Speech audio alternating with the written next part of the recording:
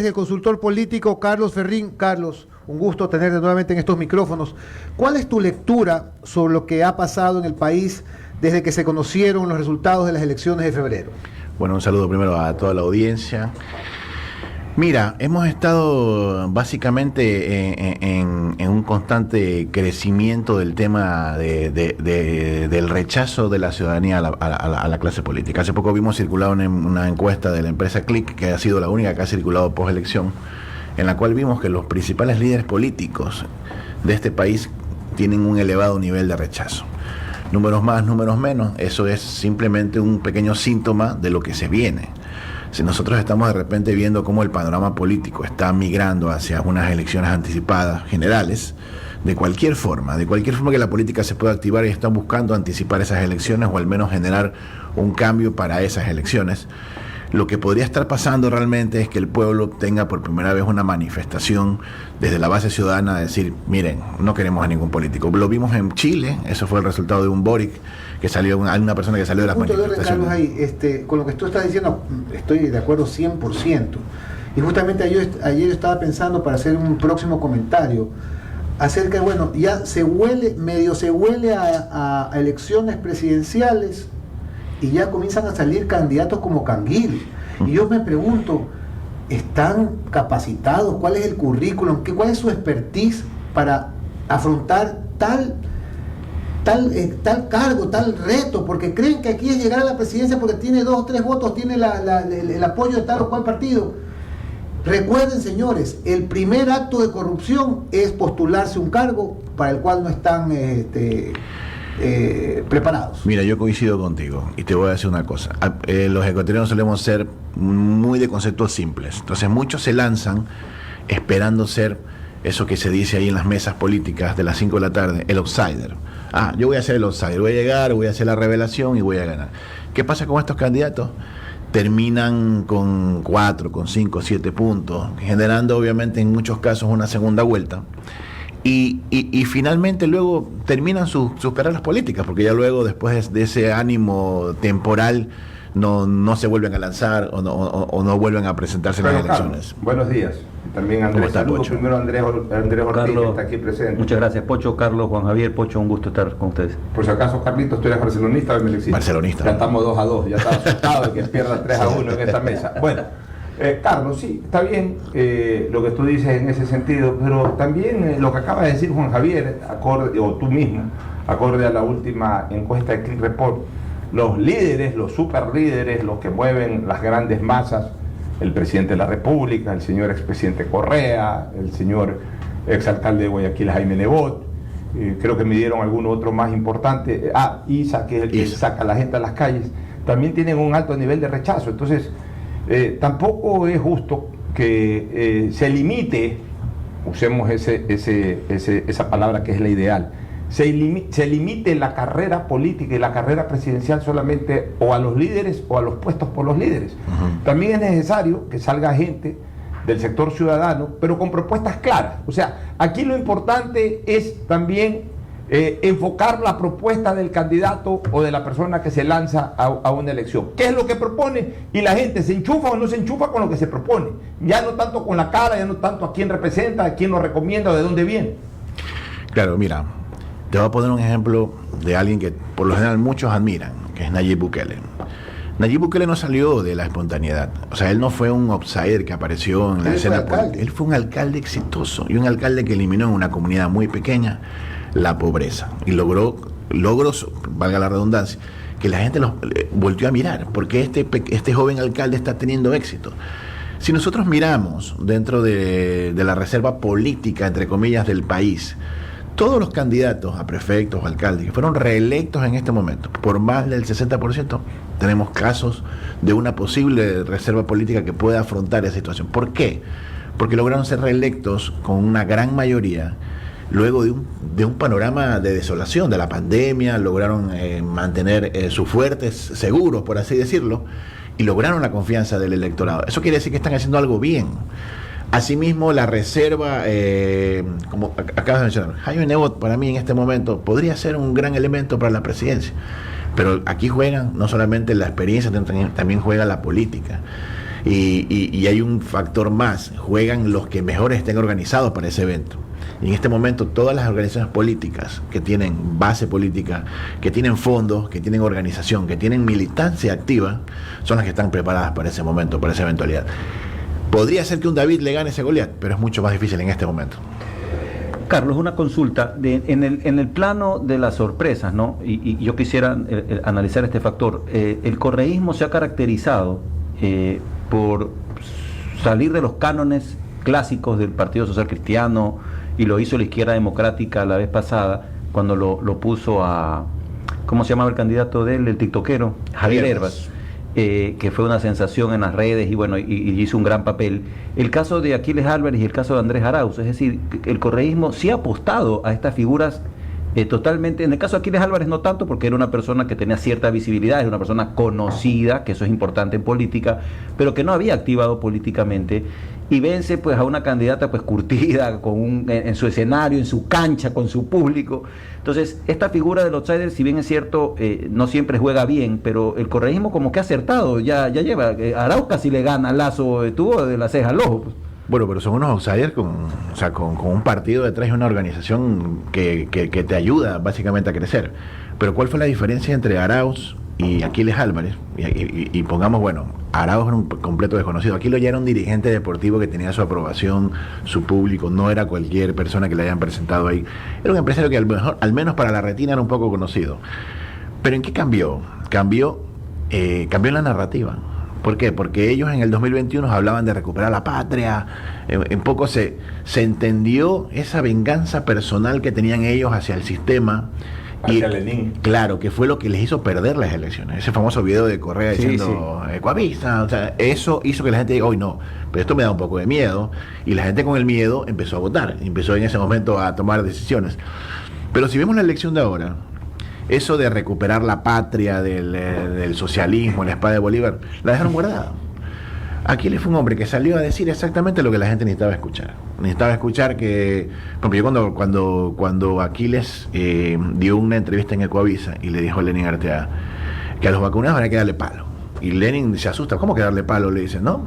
Esa simple expresión que empatiza con el sentimiento del ciudadano.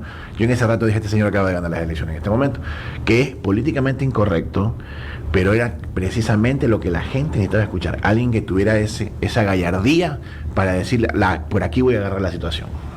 Es indiscutible. La gente necesita sentirse sintonizada con el que está haciendo la propuesta. Ahora, entremos un poquito al escenario presente. Hemos hablado un poquito, nos hemos ido al futuro, pero regresemos al presente, que es tenso. ¿Por qué? Porque la Corte Constitucional ayer se pronunció, yo decía en mi comentario inicial, que bajo formación jesuita, siempre estos padres nos enseñaron en el colegio que la lógica es el camino de la verdad.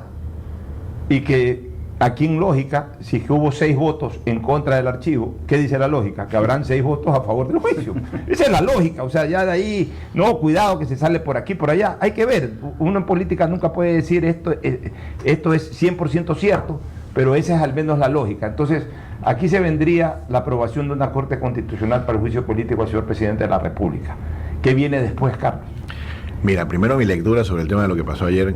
Yo creo que todos tenemos el cerebro político de pensar políticamente, o sea, decir lo uno es lo opuesto a lo otro. Yo tengo mi salvedad, yo digo, tenemos que cambiar el chip y pensar jurídicamente, porque esto es un tema de la Corte Constitucional. Ellos no están trabajando su cerebro político. Es que eso es lo que yo dudo. Quizás sí. Es que porque si no fuera así, por eso yo, pensando como tú piensas, yo me atreví a vaticinar un 9-0 por el archivo. Pero bien. Cuando veo lo de ayer ya me doy cuenta que el tema no es jurídico, sino político. Pero ¿y qué pasa si a lo mejor la forma en que estaba planteado el archivo no era lo correcto y ellos dijeron no? La política sesionó en el Palacio de Justicia entonces. Yo creo que sí, porque mira, a ver, si es que lo hiciera cualquier persona, si ese informe lo hubiese hecho cualquier persona, yo te diría, sí, a lo mejor fue mal planteado, pero tanto Andrés Ortiz como yo, que somos abogados, conocemos perfectamente la calidad académica de Teresa Núquez. Teresa Núquez no va a presentar un mamotreto. No, claro que no. Que además se lo van a rechazar en 10 minutos.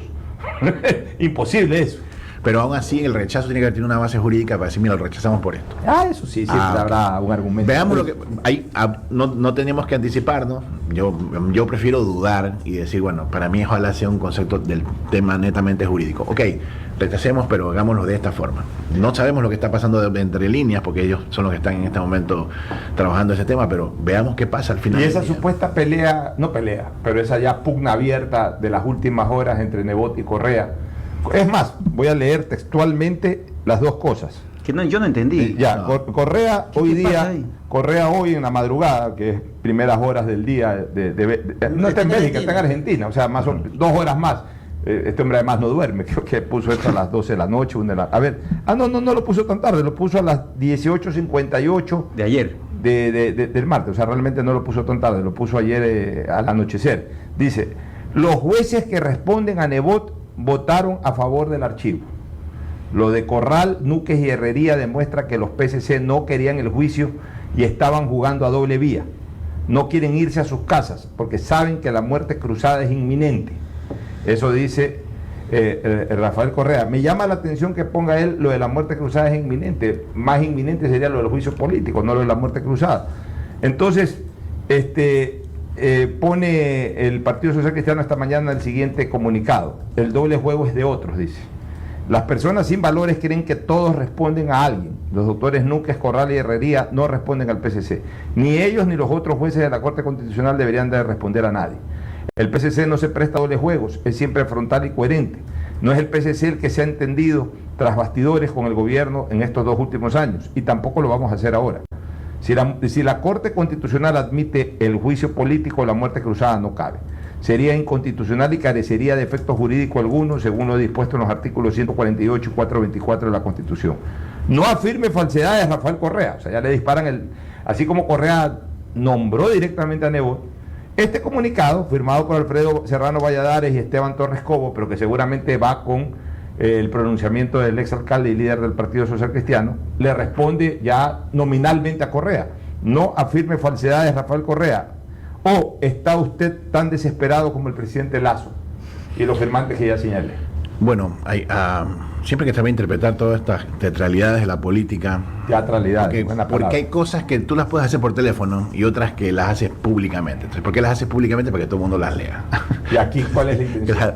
Acá posiblemente a lo mejor le están tirando una responsabilidad espiritual, por así llamarlo, a los jueces, para decirle, mira, Correa está diciendo que somos los jueces de Nebot. Entonces vamos a hacer todo lo contrario a lo que Correa quiere.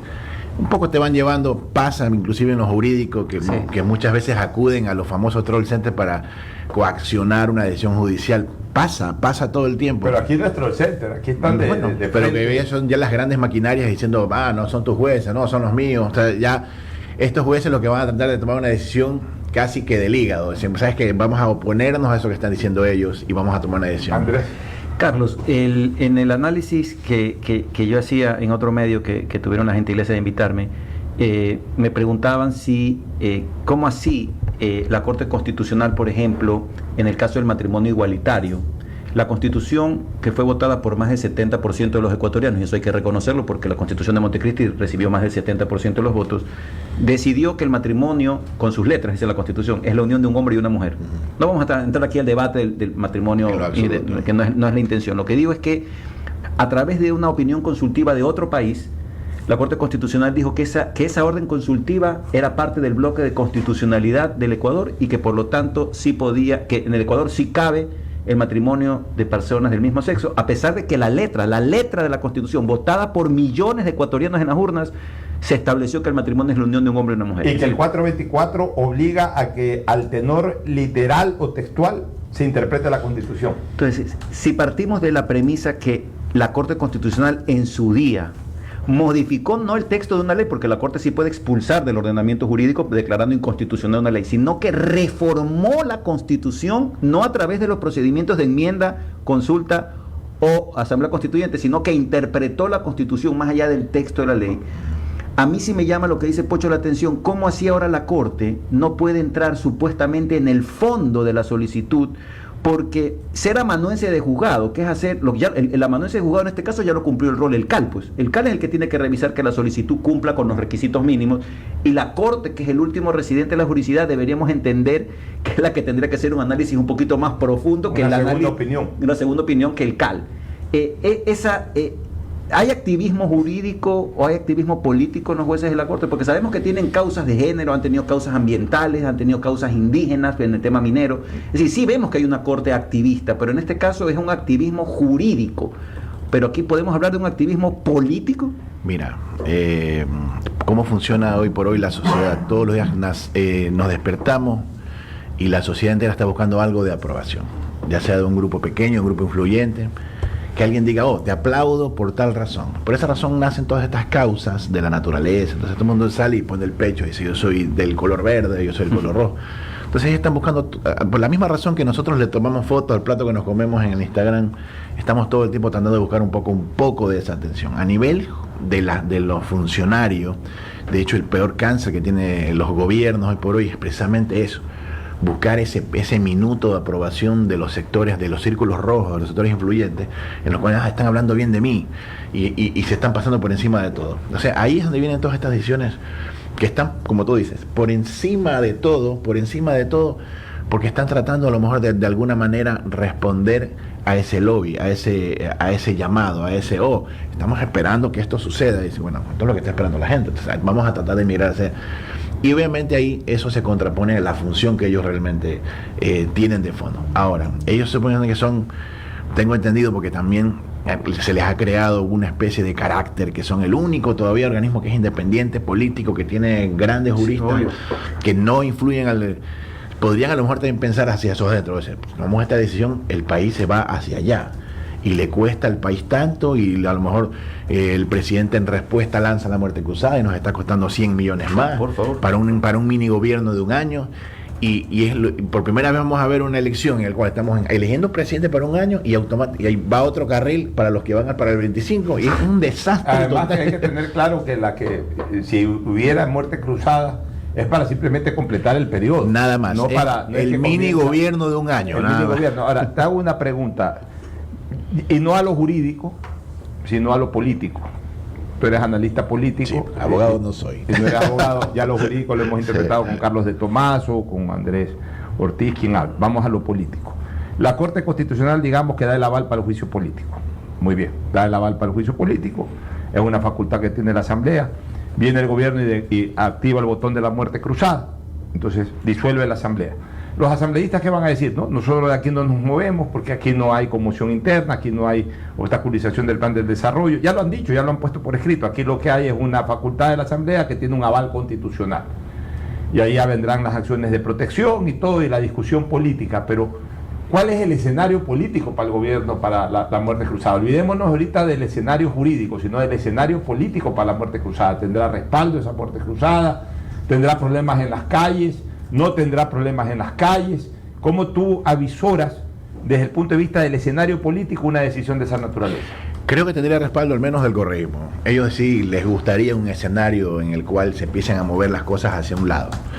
Lo que no sabemos nosotros es el sistema, ¿no? Los militares, la sociedad, hasta cuándo va a aguantar un gobierno que esté gobernando bajo el esquema de la muerte cruzada. O sea, no te garantiza que todo el mundo vaya a respetar esa decisión a nivel poblacional. O sea, que nos cansamos, no lo queremos ni con muerte cruzada, salgamos a las calles y a lo mejor surge algo nuevo.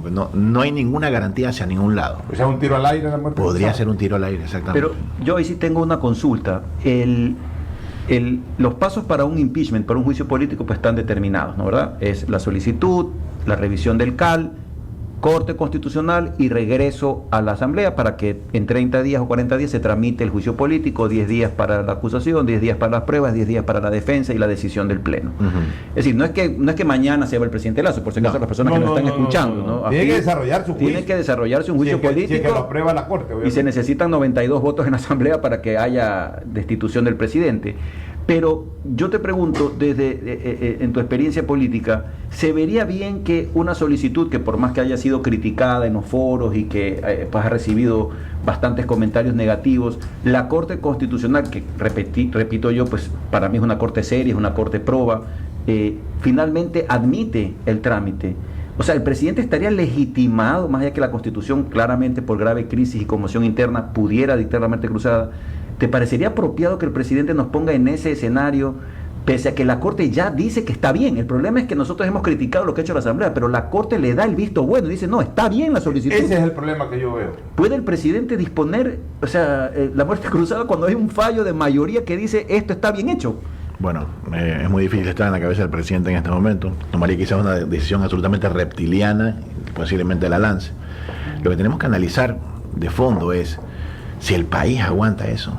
Porque en este momento el país tiene una grave conmoción, sí, pero a nivel climático, claro, tenemos un caso de la UCI, tenemos el caso de la delincuencia, tenemos casos que no operan. ¿Necesita realmente en este momento esta conmoción política el país? O sea, ponernos a tramitar presidente o lanzarnos a una elección que nos va a costar 100, 120 millones de dólares más, que no van a estar puestos en la gente.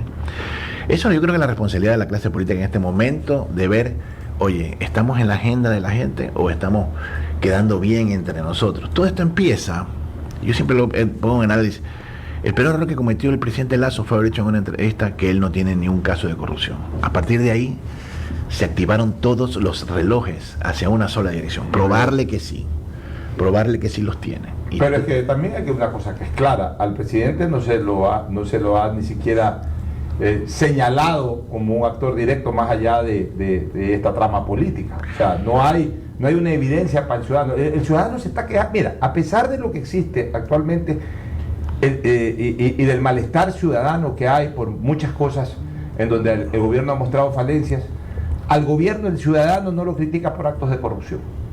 Al gobierno el ciudadano lo está criticando por otras cosas, temas de seguridad, falta de aceleración en decisiones gubernamentales. Juan Javier Benedetti hoy en su editorial ha señalado que es increíble que, por ejemplo, todavía en Petroecuador ya llevan 2 meses sin gerentes, ¿no? Así es.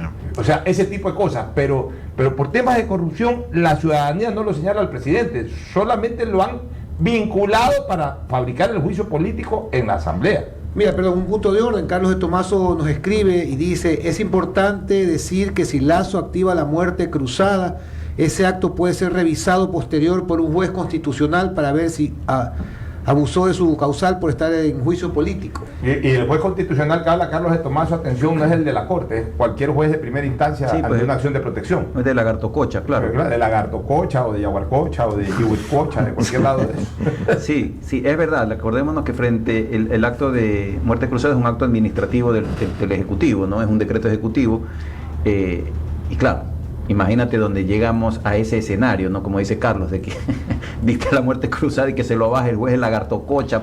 Exacto. Ahora también habría que ver, yo a veces me pongo a revisar las aristas de este tema.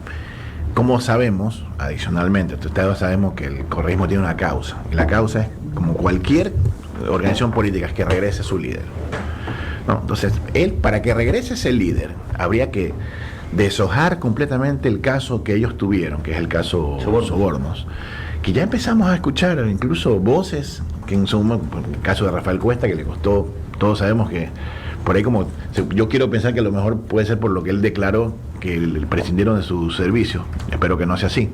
Se empieza a dialogar de este tema. Habría que ver si no están llevando al presidente hacia una situación en la que, bueno, tenemos abierto esto aquí, es la misma situación que Soborno, ¿cómo vamos a decidir? Entonces empiezan a lo mejor a abrir una conversación nueva, a ver si en su momento las decisiones van hacia allá, hacia hacerle una autopsia real del caso Sobornos comparado con la situación actual. Ahora, yo te pregunto, Carlos, ponte en este momento imaginariamente, guste o no guste, pero ponte imaginariamente como asesor de Correa.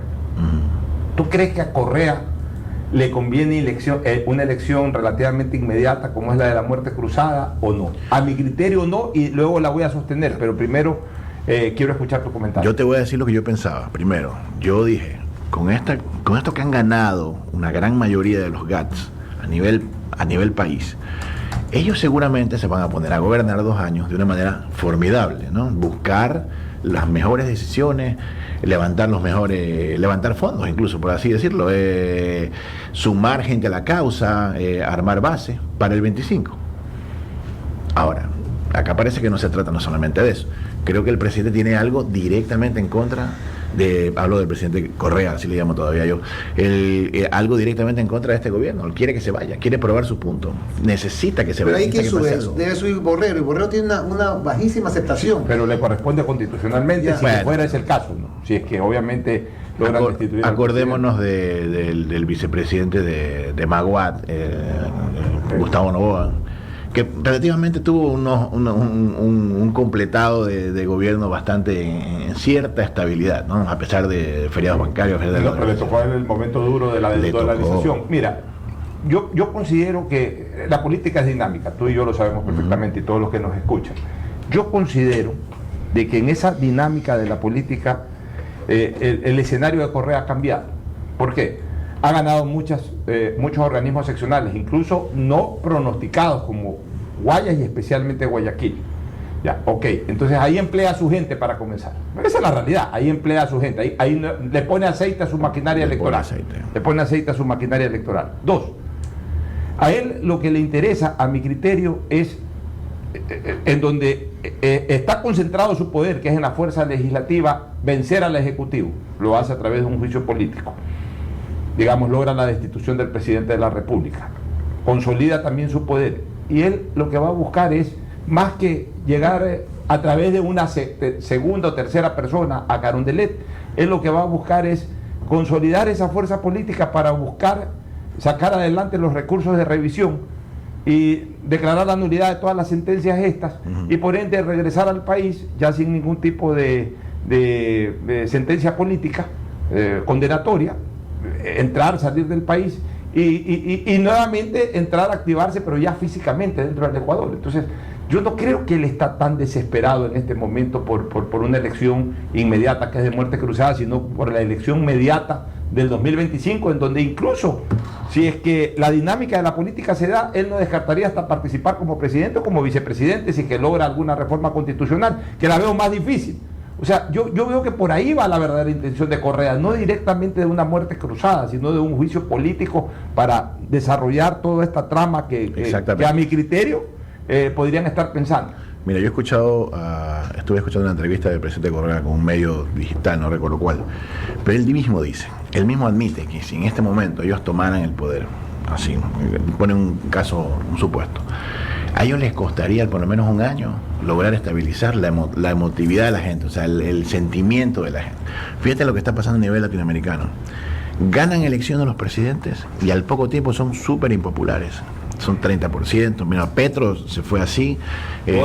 Boric es una cosa en cuestión de tiempo récord. En el caso de Argentina, o sea, ellos saben que tienen que contener esa caída y justificar eso que ellos están vendiendo de antes estábamos mejor. Porque la gente apenas entre él va a decir, bueno, ¿y cuándo empieza la magia? ¿Y cuánto tiempo te vas a demorar? Ahora, una pregunta final, Carlos. El tema, por ejemplo, de una eventual elección. En las anteriores elecciones para alcalde, para las seccionales, el correísmo tuvo el 30-35%, más o menos, ¿no? Es decir, hubo un 60, 65, 70% de ecuatorianos que estuvo en contra de ese movimiento de izquierda. Pongámoslo así, no lo pongas correísmo, movimiento de izquierda. ¿Qué pasa en una eventual elección? Es decir, ¿no crees que un candidato de centro derecha pueda ganar una elección o lo ves muy fraccionado? Mira, yo lo veo muy fraccionado. Y te voy a decir, la situación real de ellos es que ellos necesitan ganar en una sola vuelta. Y yo creo que ellos necesitan agarrar una viada tal para ver si logran poner ese jonrón de entrada, con quien sea que fuera su candidato. ¿Por qué? Porque una vez que ellos pasen una segunda vuelta, se arma aquello que lo vimos en la elección pasada, donde se unifica todo ese anticorreísmo, que ese sí existe y tiene bastante fuerza, que va a decir no, dependiendo obviamente quién sea el otro candidato, que a lo mejor está Correa, el candidato Correa, y uno que a lo mejor dice, chuta, soy capaz de votar hasta por el candidato de Correa porque no gané. Te pongo un caso extremo que sea Leonidas Issa. Entonces va a haber ahí sí va a haber una gran división en segunda vuelta. Ellos están buscando obviamente lograr ese gran home run de entrada. Ahora, una elección polarizada, sí, todos sabemos que la puerta de la inscripción de la papeleta presidencial está llena de gente que a lo mejor dice, voy para mi primera elección, voy a empezar a hacer mi carrera política, voy a ver qué tal me va, soy el outsider. Y se presentan unos que ya saben que van a sacar el 1%, pero ahí están primeritos en la fila para inscribirse para la presidencia, no sabemos por qué, si por la franja electoral, no sabemos por qué, pero ahí están todo el tiempo inscritos. Muchas veces los mandan, ¿no? Mira, ve y fracciónalo al otro, y van y se inscriben. Esto funciona realmente así. Ahora, ellos tendrían que ver en eso. Pensaría yo que a lo mejor Correa estaría pensando en una gran coalición para evitar precisamente que eso le pase. Es decir, más sabes que juntémonos todos para evitar que nos vuelva a pasar esto de aquí, nos aparezca un tercero o un sorpresivo actor que entra a la segunda vuelta, porque a lo mejor ese, por el tema del anticorreísmo, podría estar ganando. Muchísimas gracias al consultor político Carlos Ferrín por analizar la política ecuatoriana. Excelente, Carlito Ferrín.